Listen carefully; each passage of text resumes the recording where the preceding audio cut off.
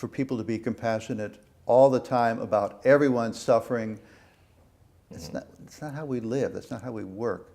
People live their lives in concentric circles of obligation and regard.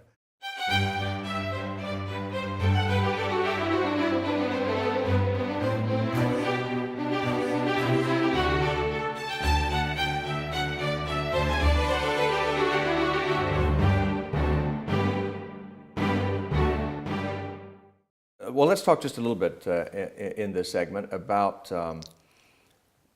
what compassion is. You're presumably not against compassion in its proper place and in its proper relationships, but you do take out after what you call liberal compassion and sometimes pity. Are the two things the same? How do you define liberal compassion, and is it the same or something different from pity? I don't distinguish between pity or compassion or empathy. There are subtle differences that it seems to me never really make their way into the rhetoric that people use all the time.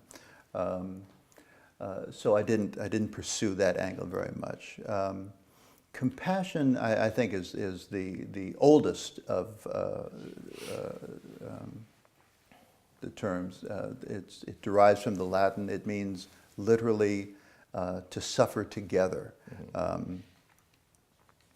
and Rousseau emphasized this sense of it when he argued that that we have a natural inclination to respond to be upset by, to suffer on account of other people's suffering. Together doesn't mean identically. Your hunger is your hunger and not mine. Your sickness is yours and not mine. But so if someone were to say, "I feel your pain," they wouldn't actually be telling the truth. They would be. They could be telling the truth in that they feeling is means registering and being affected by. It doesn't necessarily mean mirroring. You know, I simply, I know exactly what it's like. I mean, in a democracy, politicians are constantly trying to do this, of course.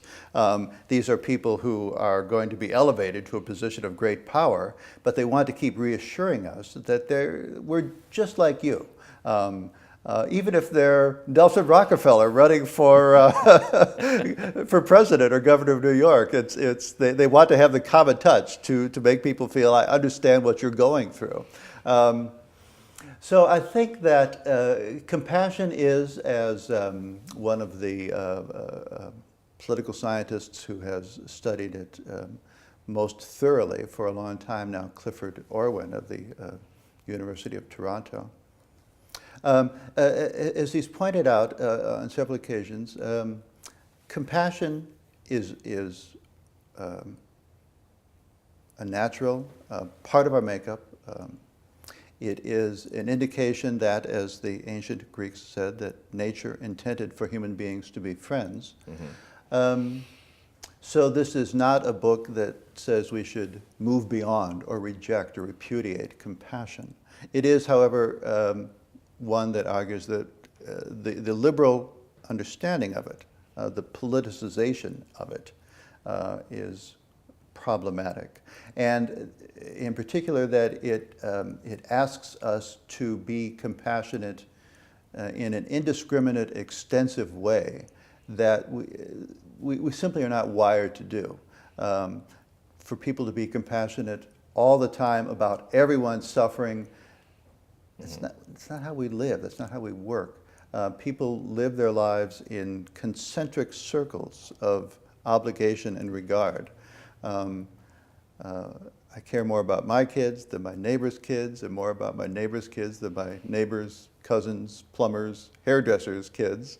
And to say that we should universalize this and make it the basis of collective addressing of every kind of suffering seems like an extremely dubious project. So there are limits of compassion, natural limits to compassion. But are those good, I guess, is the question. Why shouldn't we try to overcome them rather than to abide by them?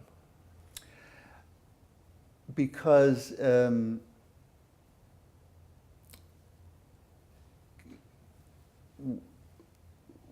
we do so, we ask compassion really to do more than it can, to be more than it can. And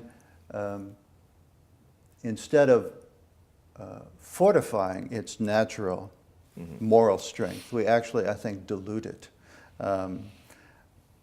We ask people to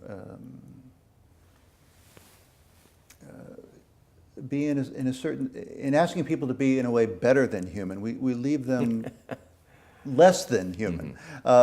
There's a point in the Pity Party where I discuss a public school on the Upper West Side of Manhattan, where the white upper class parents take pride in the fact that they chose not to send their children to private schools, but instead to one that was racially and ethnically diverse. But then it turns out that to keep attracting these parents, to get them to send their children to that school rather than to a private one, the school found it necessary to institute a gifted and talented program.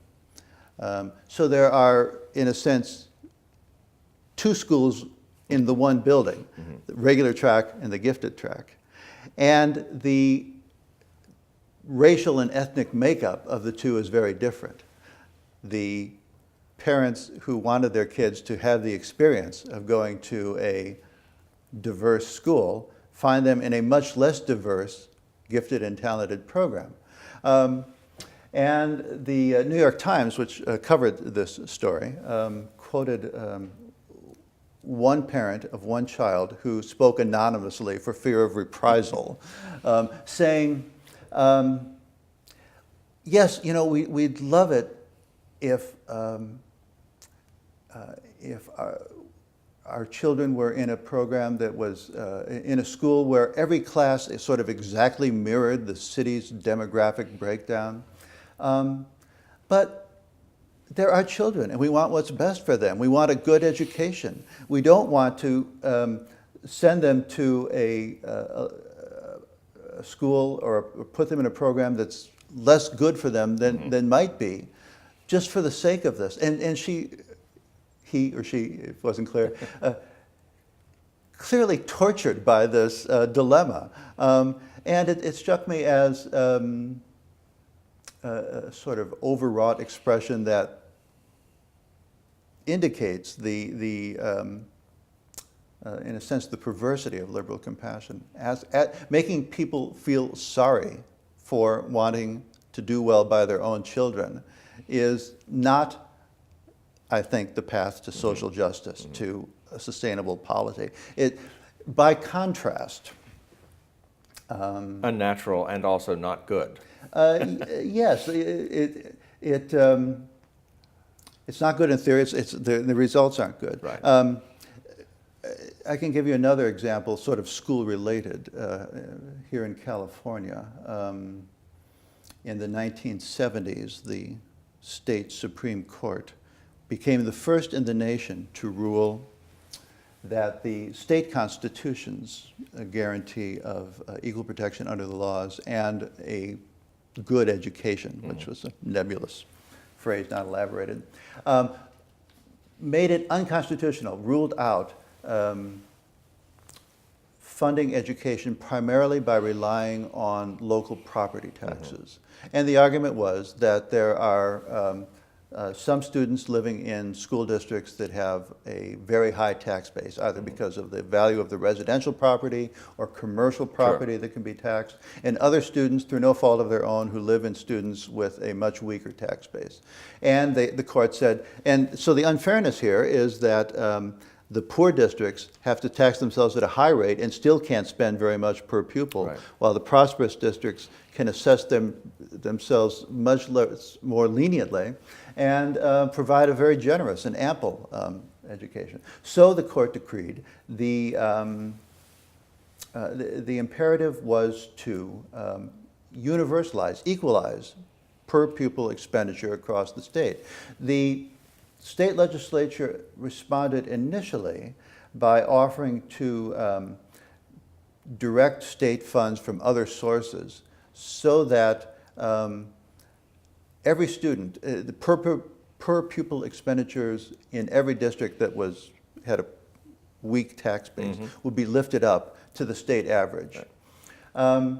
The state Supreme Court came back in a second ruling and said, no, that's not good enough. Equality doesn't just mean leveling up, it has to involve leveling down too, preventing districts from taxing themselves to provide for benefits not available to every child. But this was in the name of justice. This was in the not compassion, I suppose, per se. No, but I think it was certainly the appeals made at that time were children are suffering as a result of these inequities, these defects. So they blend together, really, the arguments. Yes, but what immediately turned out was that